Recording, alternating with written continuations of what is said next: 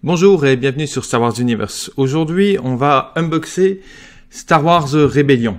Donc c'est un jeu qui est sorti par FFG, qui est édité par FFG en France et qui existe depuis maintenant de nombreuses années. Pourquoi on en parle aujourd'hui? Parce qu'en fait, au mois de mai, va arriver sa première extension Rise of the Empire. Voilà, donc c'est un jeu qui est plutôt dense. Vous avez à l'intérieur un immense plateau, on va le voir ensemble. C'est une boîte qui est prévue pour 2 à 4 joueurs pour des parties de 3 à 4 heures. Donc c'est quand même assez exigeant, hein. On va voir que c'est un wargame. Le point principal du jeu, c'est que ça contient quand même 153 figurines. Donc c'est vraiment très très intéressant. C'est plutôt dense. Vous avez des centaines de cartes, des cartes de mission, plus de 70 cartes de mission, une quinzaine de cartes d'objectifs.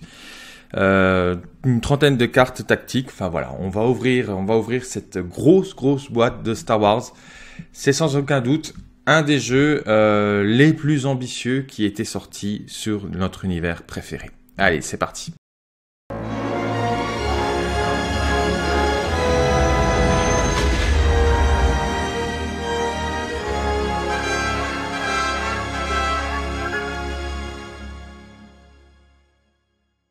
Bon alors, qu'est-ce qu'on retrouve dans cette boîte de Star Wars Légion? Un grand classique de chez FFG, et je crois de mémoire que c'est le premier en fait à avoir fait ça.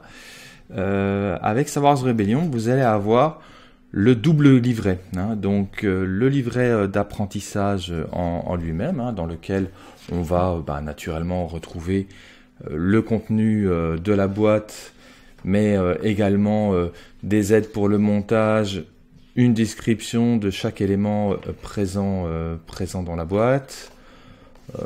Voilà, bon, on y reviendra hein, quand on parlera des règles. C'est bien entendu intégralement en français, hein, ça va de soi. Et puis on va également retrouver dans cette boîte un guide de référence. Donc les joueurs de FFG ont l'habitude de ce genre de choses. Donc les joueurs de Star Wars aussi pas mal. Bon le guide de référence, c'est tout simplement un classement alphabétique de toutes les questions que vous pourriez vous poser en cours de partie. Hein. J'ai une question sur les cartes de sonde, eh bien je vais voir carte de sonde et j'ai le descriptif de toutes les informations qui me permettent en fait de soulever toutes les interrogations que je pourrais avoir en cours de partie. Bon, ensuite on va retrouver 2 plaquettes qui sont recto verso que je vais ouvrir tout de suite, qui sont en fait les plaquettes des 2 factions présentes dans Star Wars Rebellion. Donc les factions présentes dans Star Wars Rebellion, c'est l'Empire contre les rebelles, et il n'y a que l'Empire contre les rebelles. Voilà. Donc ça en fait ce sont des fiches qui vous permettent de piloter votre partie, sur laquelle vous allez disposer des cartes, hein, des paquets de cartes mission et des paquets de cartes d'action notamment. Et puis ici vous allez voir également ce qui vous permet en fait de recruter, puisque l'idée du jeu est d'explorer un système interplanétaire, un système de planètes, et également d'agréger des ressources et de pouvoir constituer des troupes de plus en plus puissantes pour l'Empire Galactique, puisque en fait l'Empire Galactique fait la chasse aux rebelles dans cette partie. Attention, les plaquettes sont recto verso, hein. Vous avez une partie lorsque vous jouez à 1 contre 1, et puis ensuite vous pouvez retourner la plaquette, et il y a marqué partie en équipe, et c'est lorsque vous décidez de jouer par exemple à 2 contre 2.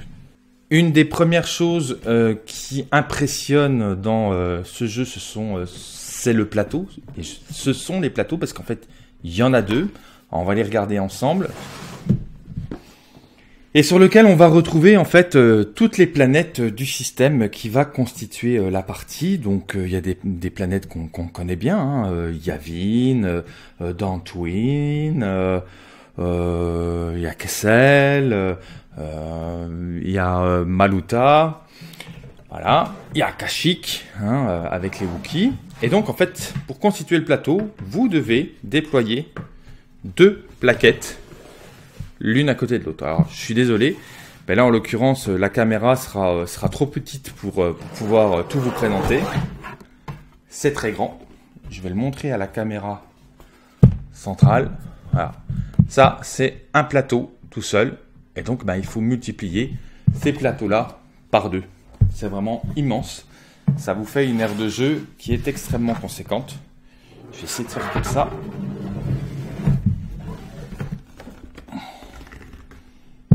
Voilà. Ça, c'est moi au milieu du plateau de Star Wars Rebellion.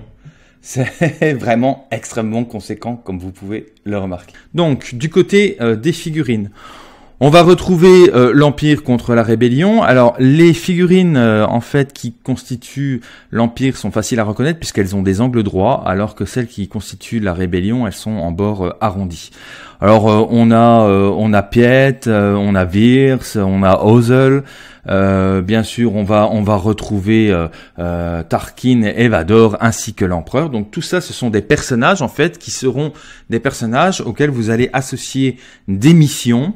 Et en fonction des missions qu'ils vont devoir remplir, et vous allez réussir ou pas la mission, et puis réussir ou pas les conditions, et vous allez engranger de la richesse, engranger de nouvelles forces, pouvoir découvrir de nouveaux systèmes.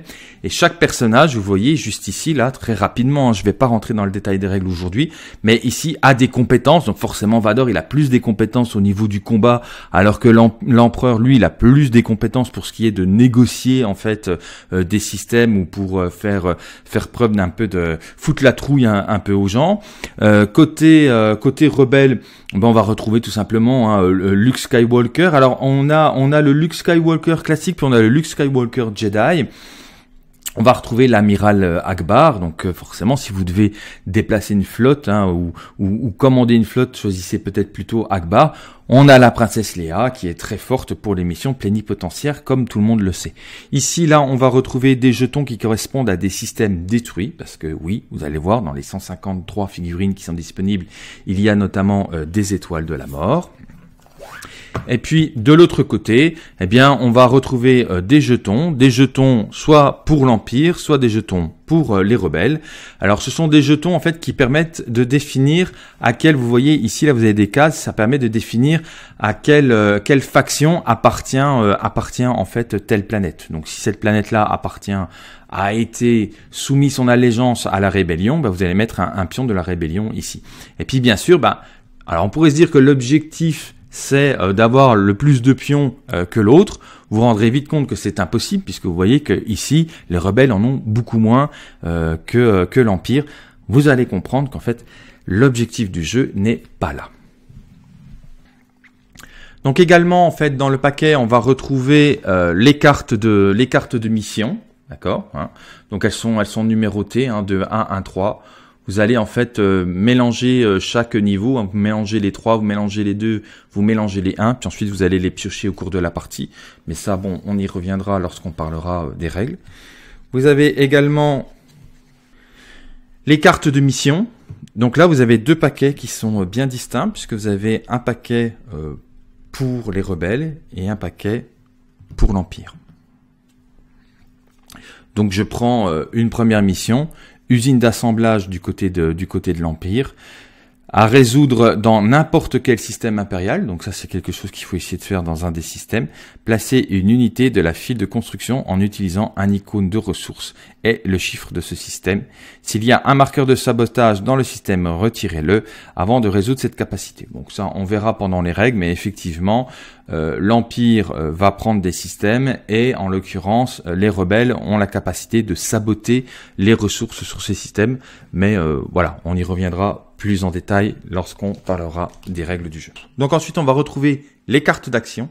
Il y a 34 cartes d'action, il y en a 16 pour les impériaux et 18 pour les rebelles. Donc en fait, elles ont cet aspect-là. Voici celle des rebelles et voici celle de l'Empire. On va trouver également des cartes sondes. Donc ça, en fait, ça permet d'explorer le système, notamment pour l'Empire. Et puis également, on va retrouver les 30 cartes tactiques. Donc les cartes tactiques, c'est des cartes qui en fait vous donnent des bonus et vous permettent d'éviter certains désagréments lorsque vous quittez une planète, lorsque vous par exemple vous devez évacuer une planète, vous allez avoir des contraintes d'évacuation. Et ben en fonction de la carte que vous allez tirer, vous pourrez par exemple, il y en a 34 en tout, donc c'est juste un exemple, vous pourrez éviter les contraintes de l'évacuation. Voilà, et là je fais quelque chose que je ne fais jamais. Ça, c'est les 134 pièces qui sont disponibles dans le jeu, dans la boîte de jeu. Donc très simplement, vous avez pu le remarquer, hein, vous avez des différences de couleurs. Donc vous avez des pièces qui sont grises, c'est celles de l'Empire, et puis vous avez des pièces qui sont plutôt claires et qui correspondent en fait à celles de la Rébellion. Bon, plus sérieusement, les figurines pour l'Empire, ça se présente comme ça. Donc lorsqu'en fait vous allez déposer des troupes sur une planète, ce sera un contingent de troupes. Donc ce sera en fait cette figurine-là qui le représentera.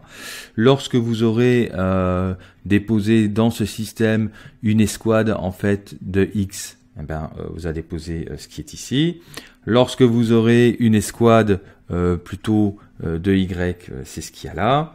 Vous aurez la possibilité d'avoir des T-47 avec vous, des canons à ion. Donc évidemment, hein, le canon à ion, il sera construit en fait sur une planète et il y restera. C'est-à-dire que vous ne pourrez pas partir avec une fois que vous l'aurez construit avec les ressources de la planète. Alors, vous voyez ici, là, chaque planète vous décrit les ressources et les constructions que vous pourrez y faire. On retrouve également la corvette Tentive. Et puis, pour personnaliser en fait les flottes, c'est Amon Calamari. Donc en fonction de la taille du vaisseau, vous pourrez évacuer plus ou moins de monde en fonction de la planète que vous choisissez. Alors côté Empire, on se rend compte qu'on est quand même pas mal achalandé, puisque là aussi, hein, vous pourrez représenter en fait le fait de déposer des contingents de troupes avec des Stormtroopers. Vous aurez des petits tailles pour personnaliser le fait que vous déposez des chasseurs. Vous allez pouvoir foutre la trouille aux gens qui sont sur des planètes avec soit des quadripodes, soit des bipodes impériaux, donc là également à déployer. Pour déployer tout ce petit monde, vous aurez soit du Gozanti, hein, qui vous permettra notamment de transporter des troupes, soit du croiseur interstellaire, qui est plutôt sympa. Et puis, c'est quand même, il faut le noter, le premier jeu dans lequel vous allez pouvoir vous amuser avec un super destroyer interstellaire. Le voici. Voilà, la figurine du super destroyer interstellaire. Et puis également, vous aurez la possibilité de construire une étoile de la mort, hein. Donc là on voit notre étoile de la mort en cours de construction, et puis la voici lorsqu'elle est enfin terminée. Je ne vous cache pas que j'ai eu un petit peu de difficulté à construire les étoiles de la mort. Je trouve que ça se clippait pas de façon très très heureuse, mais bon, c'est pas insurmontable malgré tout. Très rapidement, pour aller très très très vite en fait dans les règles du jeu, quel est l'objectif en fait de Star Wars Rebellion? Ce n'est pas du tout de conquérir des systèmes et de construire des ressources et d'avoir plus de ressources l'un que l'autre. Non, que nenni. L'objectif en fait du jeu, c'est cette timeline qui est ici. Donc elle commence à 1, donc ici vous allez mettre un pion de temps ici, et à chaque tour, le pion de temps va progresser jusqu'au tour 16. Mais surtout, les rebelles, eux, vont mettre un pion de temps qui leur est propre à la version 14. À chaque fois qu'ils vont faire une mission, en fait, ces rebelles, ils vont faire descendre la timeline, leur timeline à eux, elle va descendre à chaque mission qu'ils vont réussir. Et bien entendu, ce qui va se passer, c'est que la time du temps va à un moment croiser la time des rebelles. Si c'est le cas, les rebelles ont gagné. Alors comment faire pour faire gagner l'Empire? Au début du jeu, sur tous les systèmes qui sont présents ici, il y aura un système qui sera secret et qui aura été choisi secrètement par les rebelles pour constituer en fait leur base. Donc ils vont pouvoir en fait aller se cacher dans un système, et toute l'idée de Star Wars Rebellion, c'est que l'empereur, en fait, toute la partie de l'Empire va se mettre à chercher en fait la base rebelle. Donc ça, c'est absolument génial. C'est vraiment la chose la plus intéressante en fait qu'il peut y avoir dans ce jeu, puisque ce n'est pas un jeu d'annihilation totale, ce n'est pas vraiment un jeu de recherche de ressources non plus. Il y en a un qui se cache dans une base, et puis il y en a un autre qui essaye de le trouver. Alors, bien entendu, plus vous aurez de ressources, plus la partie sera facile, plus vous pourrez faire face en fait aux attaques de l'adversaire, ou plus vous pourrez monter des missions pour aller découvrir votre adversaire. Mais voilà, tout l'intérêt du jeu de Star Wars Rebellion réside dans ce jeu de cache-cache, si je peux me permettre de dire cela.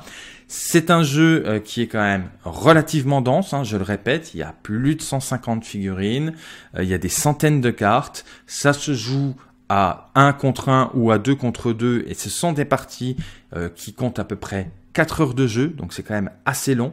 Il faut que vous prévoyez votre dimanche après-midi pour ça.